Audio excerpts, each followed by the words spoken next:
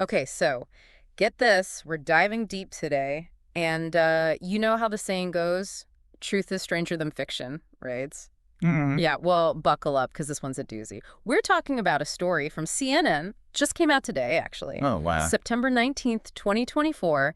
And let me tell you, people are freaking out. Oh, I can imagine. What's it about? So, you know Mark Robinson, Refresh my memory. North Carolina's lieutenant governor. Right, right. Yeah, and considered a front runner in the governor's race coming up. Okay, yeah. Well, CNN just dropped this bombshell report revealing some of his, shall we say, past online activity. Hmm. Interesting. And what's got everyone so riled up? Well, let's just say it's raised a lot of eyebrows. It really Uh, makes you think about this whole public versus private life thing, especially in the age of the internet, yeah, for sure. It's like, what are we really showing the world versus who we are behind the screen? And what happens when those two collide? especially in politics, right? Exactly. In this case, is like the perfect example. Really? How so? Fill me in. So CNN, they did some digging, right, and unearthed all these old posts from a forum called, get this, Nude Africa. Okay. Now, before you get any ideas, we're not going into the explicit details. That's not the point here. Gotcha. The real story is that CNN connected these posts to Robinson. Wait, seriously, how'd they manage that? They matched, like, biographical info, email addresses, even his writing style. They really did their homework. It wasn't just some random attack. They were thorough. Wow. So what's Robinson saying about all this? Well, he's denying it, of course, calling the report tabloid trash and all that. Of course, of course. But a denial without, any real proof can only do so much these days. Exactly, and that's only fueling the fire more. But listen to this. What's really got people talking is what he was supposedly saying under the username Minisolder. Oh, boy.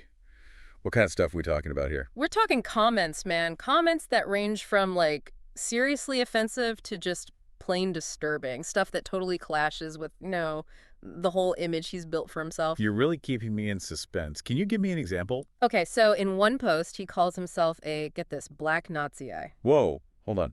A black Nazi eye. That's almost impossible to wrap your head around. Right. It makes you wonder who's really behind the keyboard there. Absolutely.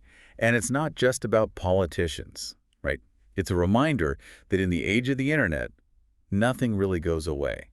What we say, what we do online, it sticks around. It's like a digital tattoo, for better or worse.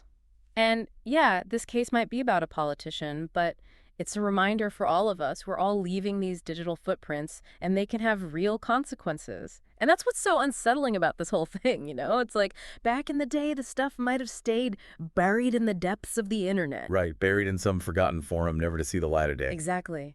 But now, Yeah. everything's searchable, shareable, permanent.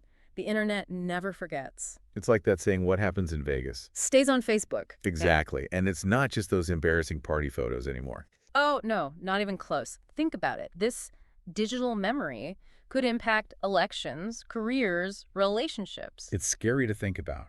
One wrong post from years ago could come back to haunt you. Absolutely. But let's go beyond the whole gotcha angle for a second and really dig into what makes these comments so disturbing. Okay, I'm listening. It's the hypocrisy of it all. Robinson's comments, they completely contradict his whole public image, especially regarding the Black community. Oh, wow. So he's been extremely vocal about his views on Black history, right? Like, especially when it comes to figures like Martin Luther King Jr. Yeah, I've heard him speak on that. But some of the things he said in these forum posts, they're like the opposite of the equality and progress those figures fought for. That's quite a disconnect. Right. So it makes you wonder, is this hypocrisy? Is he just playing a role in public? You mean saying one thing and believing another? Exactly. And if that's the case, what does that mean for us, the voters? It raises the question of what we're really looking for in our leaders. Are we looking for someone who's consistent, authentic? Or just someone who tells us what we want to hear, regardless of their past. That's the million-dollar question, isn't it? And, it gets even more complicated. Of course so. Some of his other comments, they go beyond just being provocative. They're really disturbing. Like what? Give me an example. He actually expresses, and I can't believe I'm saying this, pro-slavery views. Wow. That's not just a difference of opinion. That's deeply troubling. Right. It makes you question his whole moral compass. Like, can someone who believes that truly represent a diverse group of people, can they really serve everyone equally? It makes you wonder if those views are truly representative of who he is now. Exactly. And it gets worse. Remember how he's incredibly outspoken against the LGBTQ community? Yeah, he's been very vocal about that. Okay, well, on this forum, he openly talks about his interest in transgender pornography. Oh, wow. The hypocrisy is almost staggering. It's mind-blowing, right? Like, how do you even reconcile those two It things? really makes you think about compartmentalization. Like, are we all just full of contradictions? It's like we present different versions of ourselves depending on the audience. And if that's the case, how can we trust anyone, especially public figures?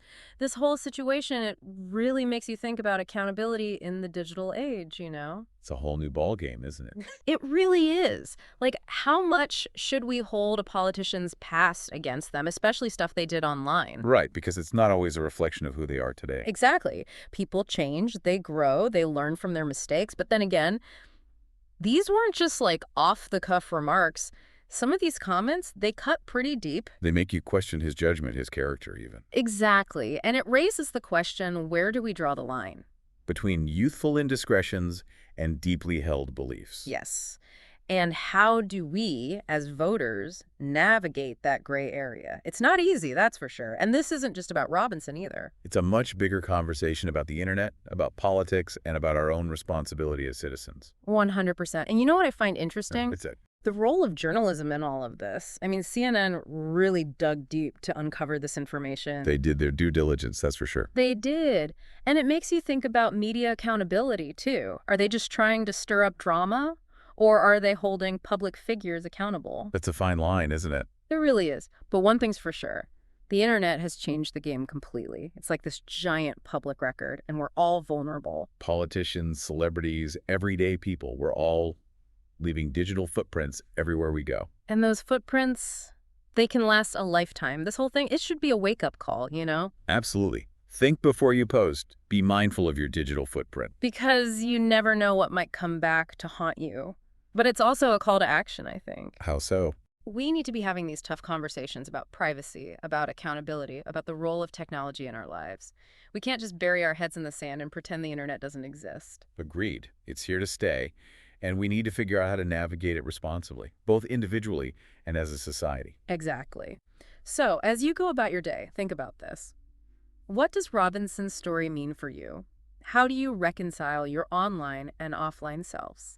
And what can you do to use your voice, your digital presence, to create a more informed and equitable world? Big questions with no easy answers.